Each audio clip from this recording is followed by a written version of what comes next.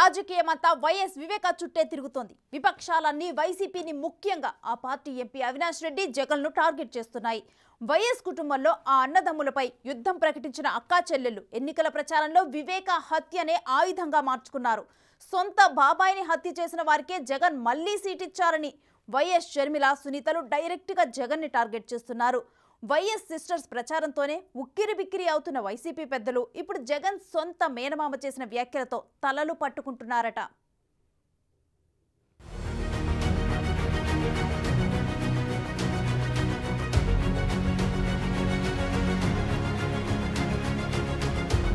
కడప జిల్లాను అడ్డాగా మార్చుకున్న వైఎస్ కుటుంబం రెండుగా చీలిపోయింది. CM Jagan, Kadapa MP YS Avinash రెడ్డిలు ఒకవైపు, పీసీసీ ప్రెసిడెంట్ వైఎస్ షర్మిల, మాజీ ఎంపీ వివేకానందరెడ్డి కుమార్తె వైఎస్ సునీత మరోవైపు చేరి పొలిటికల్ ఫైట్ ప్రారంభించారు.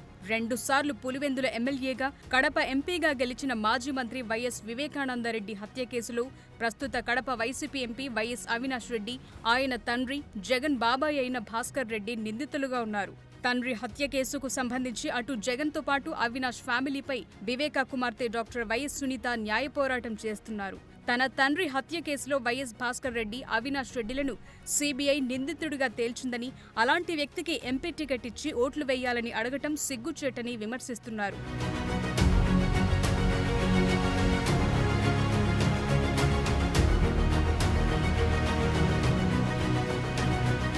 తాజాగా వైఎస్ సునీతను వెంటపెట్టుకుని కడపలో ప్రచారం మొదలుపెట్టిన షర్మిల ఎన్నికల ప్రచారంలో ఆ అన్న తమ్ములను ఎండగడుతున్నారు.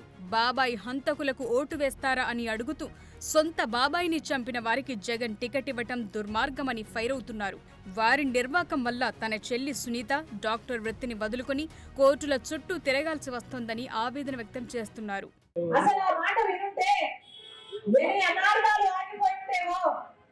ఒకసారి ఆలోచిస్తే వివేకానంద రెడ్డి గారు, రాజశేఖర రెడ్డి గారు తోబుట్టుడు, రాముడికి లక్ష్మణుడు ఎలాగో రాజశేఖర రెడ్డి గారికి వివేకానంద రెడ్డి ఎలాగా. వివేకానంద రెడ్డి గారి హత్య జరిగి 5 సంవత్సరాలైంది. 5 సంవత్సరాలు అయినా కూడా ఈ రోజు వరకు కూడా హంతకులు కానీ, హత్య చేసిన వాళ్ళకు కానీ, హత్య చేయించిన వాళ్ళకు కానీ ఈ రోజు వరకు శిక్ష పడలేదు. శిక్ష పడకపోగా ఆఖరికి వివేకానంద రెడ్డి బిడ్డే హత్య చేయించింది అని ఎదురుదాడి చేస్తున్నారే. పాప అమ్మాయిని చూస్తే పగలనక రాత్రనక అసలు ఎంతమంది దగ్గరికి వెళ్ళి ఏ ఆఫీసర్ అయినా సరే, ఏ లీడర్ అయినా సరే, ఏ పార్టీ అయినా సరే, ఎవరైనా సరే సహాయం చేయగలిగిన ఏ ఒక్కరైనా సరే, మా నాన్నకు అన్యాయం జరిగింది, నిర్దాక్షిణ్యంగా హత్య చేయబడ్డారు, న్యాయం చేయండి అని ఈ రోజు వరకు కూడా కోర్టు చుట్టూ తిరుగుతూనే ఉంది. ఈ క్షణంలో కూడా డాక్టర్ అయింది కూడా, డాక్టర్ పని కూడా మానేసి ఈ రోజు వరకు కూడా న్యాయం చేయండి అని అనుకుంటుంది. అంటే ఇది దౌర్భాగ్యం కాకపోతే ఇంకా ఏమిటి? ఆ అక్క చెల్లెళ్ల మాటల తూటాలతోనే ఉక్కిరిబిక్కిరవుతున్న వైఎస్ బ్రదర్స్ కి తాజాగా సీఎం జగన్ మేనమామ, కమలాపురం వైసీపీ ఎమ్మెల్యే రవీంద్రనాథ్ రెడ్డి చేసిన సంచలన వ్యాఖ్యలు పెద్ద షాకే ఇచ్చాయి. వివేక హత్యకు సంబంధించిన ఆధారాల్ని ఎర్రగంగిరెడ్డి తుడిచేస్తుంటే ఎంపీ అవినాష్ రెడ్డి అమాయకంగా చూస్తూ నిలబడ్డారని చెప్పుకొచ్చారు రవీంద్రనాథ్ రెడ్డి. అంతేకాని అవినాష్ కు ఏ పాపం తెలియదని వెనకేసుకొచ్చారు. అక్కడ ఏముంది, ఏం జరిగిన తర్వాత వాళ్ళ బావమడిది శివప్రకాష్ రెడ్డి గారు ఫోన్ చేస్తే అక్కడికి పోయిన వ్యక్తి, అక్కడ పోయిన తర్వాత ఆయన గంగిరెడ్డి గారు ఏదో చేస్తుంటే అమాయకంగా నిలబడుకొని చూస్తున్నాడు తప్ప ఇంకో రకమైన కార్యక్రమం కాదు. ఈయన తులసింది లేదు, ఏం లేదు. గంగిరెడ్డి గారి పాత్ర అయితే ఖచ్చితంగా ఉంది. ఖచ్చితంగా గంగిరెడ్డి గారు చేసినారు కాబట్టి అప్పుడు తెలియదు. గంగిరెడ్డి గారు, వివేకానంద రెడ్డి గారు ఇద్దరు చాలా క్లోజ్ గా ఉంటారు కాబట్టి సో ఆయన పక్క ఒకటే మంచంలో పండుకునే కార్యక్రమం, ఒకటే కంచంలో తినే కార్యక్రమం చేస్తున్నారు అన్నమాట.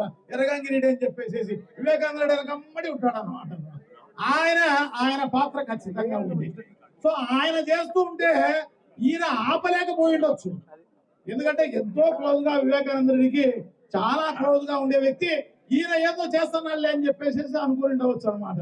సో అమాయకంగా ఆయన నిలబడుకొని పాపం ఈ విషయం ప్రజలందరికీ తెలియజేసే కార్యక్రమం ఫోన్ లో చేస్తూ ఆ కార్యక్రమం చేస్తున్నారు తప్ప ఇంకో కార్యక్రమం లేదు.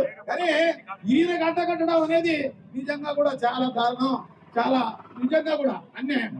ఏదేమైనా వైఎస్ వివేక హత్య సమయంలో అవినాష్ రెడ్డి అక్కడే ఉన్నారని క్లారిటీ ఇచ్చారు జగన్ మేనమామ. అవినాష్ రెడ్డిని చూపిస్తూ రవీంద్రనాథ్ రెడ్డి చేసిన ఆ వ్యాఖ్యలు రాష్ట్ర వ్యాప్తంగా హాట్ టాపిక్ గా మారాయి. జగన్ మేనమామ వ్యాఖ్యలు తీవ్ర కలకలం రేపుతూ పలు అనుమానాలు రేకెత్తిస్తున్నాయి. బాబాయ్ హత్య కేసులో ఆధారాలు తుడిచేస్తుంటే రక్త సంబంధీకుడైన అవినాష్ చూస్తూ ఎలా ఊరుకున్నారనే ప్రశ్నలు వినిపిస్తున్నాయి. ఈ హత్యతో తనకు ఎలాంటి సంబంధం లేకపోతే కనీసం పోలీసులకైనా ఫిర్యాదు చేయాలి కదా. కానీ ఎందుకు చెప్పలేదు? గుండెపోటుతో మరణించారని కలరిచ్చే ప్రయత్నం ఎందుకు చేశారన్న డౌట్లు వ్యక్తమవుతున్నాయి.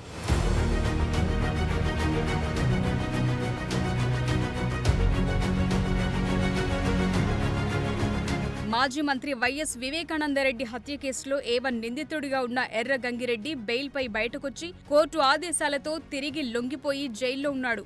వివేక హత్యకు కుట్ర పనటమే కాకుండా హత్యానంతరం ఆధారాల ధ్వంసానికి అవినాష్ రెడ్డి పాల్పడ్డారని సిబిఐ అభియోగాలు నమోదు చేసింది. ఇప్పుడు అవినాష్ చూస్తుండగానే ఆధారాల్ని ధ్వంసం చేశారని రవీంద్రనాథ్ రెడ్డి చెప్పడంతో సిబిఐ అభియోగాలు నిజమేనని వెల్లడైందంటున్నారు. రవీంద్రనాథ్ రెడ్డి మాట్లాడుతున్నప్పుడు పక్కనే ఉన్న అవినాష్ రెడ్డి ఆయన్ని వారించే ప్రయత్నం చేయలేదు. ఆయన అలా మౌనంగా ఉండిపోవడంతో ఆధారాల ధ్వంసం విషయం తనకు తెలుసని పరోక్షంగా అంగీకరించినట్లయిందన్న అభిప్రాయం వ్యక్తమవుతోంది.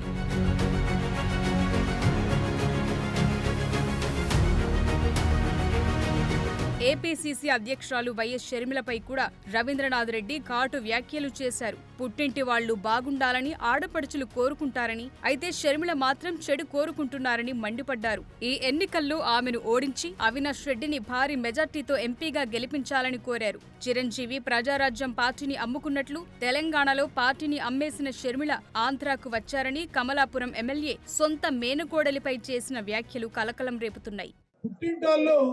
ఎవరైనా కూడా ఎటువంటి సందర్భంలో ఉన్నా కూడా ఆ పుట్టినలు బాగుండాలా అని చెప్పేసి ఏ ఆడ కూతురైనా భావిస్తారు అన్నమాట. సో అట్లా కాకుండా ఇక్కడ వెరైటీగా అన్నమాట. ఇక్కడ ఈ ఆంధ్ర రాష్ట్రంలో మరి ఏమైందో వాళ్ళకు ఏం కథో కానీ నిజంగా వాళ్ళకు మోకాళ్ళలో తెలివి ఉందో కాకుండా అరికాళ్ళలో తెలివి ఉందో కానీ చంద్రబాబు నాయుడు గారితో జతకట్టే కార్యక్రమం చేసినారు అంటే నిజంగా కూడా వాళ్ళకు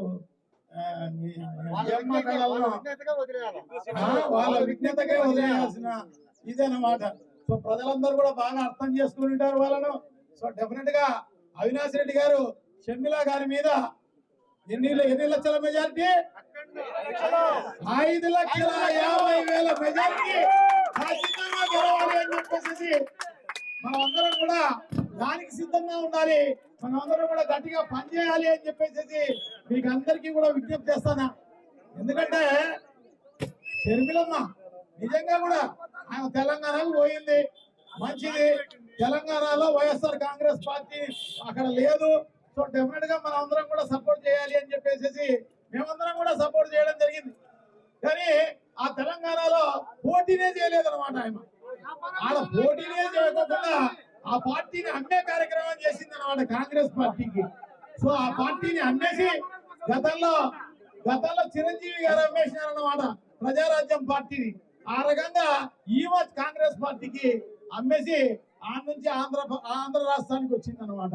మొత్తం మీద జగన్ మేనమామ చేసిన వ్యాఖ్యలు అటు కడప పాలిటిక్స్ లోనే కాదు రాష్ట్ర వ్యాప్తంగా హాట్ టాపిక్ గా మారాయి. అవినాష్ హత్య స్థలంలో ఉన్నారని రవీంద్రనాథ్ క్లారిటీ ఇవ్వటం చూస్తే ఆయనది అమాయకత్వమా లేకపోతే దాని వెనుక ఇంకేమైనా లెక్కలున్నాయా అన్న చర్చ వైసీపీ శ్రేణుల్లో మొదలైందిప్పుడు.